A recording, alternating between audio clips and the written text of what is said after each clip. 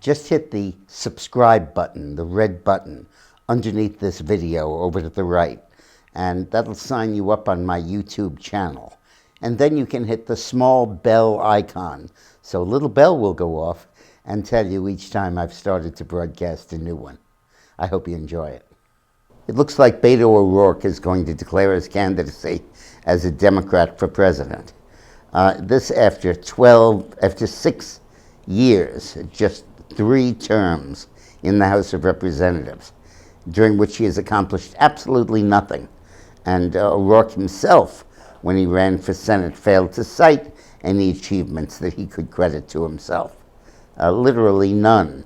The only thing he did was to run for the Senate, raise a lot of money, and lose the race.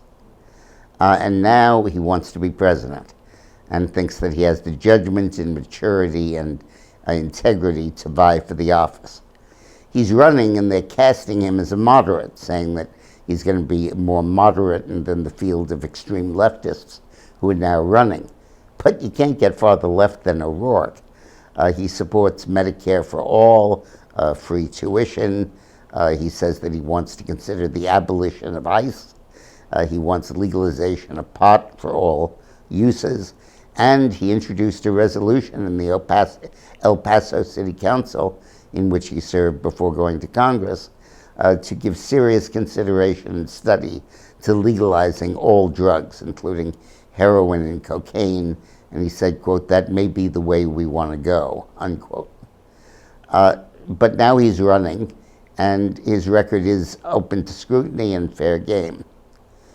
That record includes a criminal conviction of his family store, a furniture store in El Paso, which in 2005 was convicted, the family was in effect, of structuring payments of $630,000 so they would not get reported to the IRS. It was a furniture store, and some customer walked in and spent $630,000 over a short period of time in cash to buy furniture. And their crime, his mother's in particular, was to take the money in increments of 20 to 50,000 and then divide it into piles of less than 10,000 each and report those as separate transactions so they would not go before the IRS. They paid the taxes on it, but it was an effort to avoid disclosure. Okay, now I ask you, who pays $700,000 of cash for furniture over a period of time and then wants to hide it from the IRS? Is it an honest customer looking to redo his living room? Or is it somebody who's trying to launder money? Could it be somebody involved with drugs, somebody involved with organized crime? The family has refused to identify the customer. And because the charges are brought in El Paso, where O'Rourke's father was the political boss and presided over the whole operations of the town, including some fairly sleazy stuff, they have not been forthcoming in identifying the person, and the authorities have not required them to do so. But it gives us serious pause. O'Rourke's role in the store is that he owned the property the store was located on. And this took place when he was 25 years old. Certainly an adult and certainly accountable for his actions. The other story is one more personally about Beto O'Rourke. When he was 26 years old, not 17 or 18, but 26, 20 years ago, he was arrested for DUI. This was some DUI. He was driving at the speed limit was 75 miles an hour, and he was driving way above the speed limit according to a car that he passed. And he swerved, struck a truck, and went into the median strip and landed on the other side facing the oncoming traffic.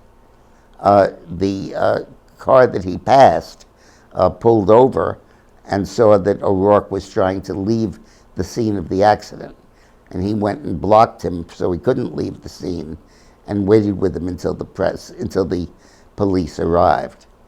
So He should have been charged with leaving the scene of an accident, but he was not, in part because of his father's power in the El Paso jurisdiction, and he was hit with a simple DUI, and he attended rehab facilities for a few months and never served time for it.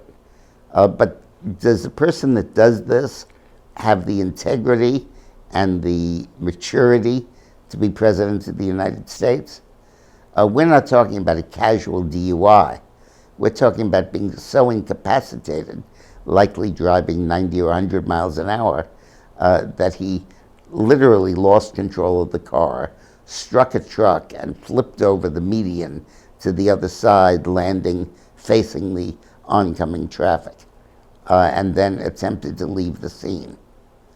Both of these episodes, the one suggesting individual immaturity and the other suggesting potentially a history of family involvement with some very unsavory elements, is something that we need to explore as we learn about Beto's candidacy for president. I've just written a new book, 50 Shades of Politics, which is unlike anything I've written before. It's a series of 100 short, 2 pages each, autobiographic essays and stories and vignettes and tales from my career in politics, my time with Clinton, my work in 40 countries around the world and in every state in the country.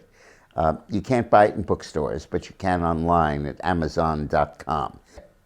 Thanks for watching.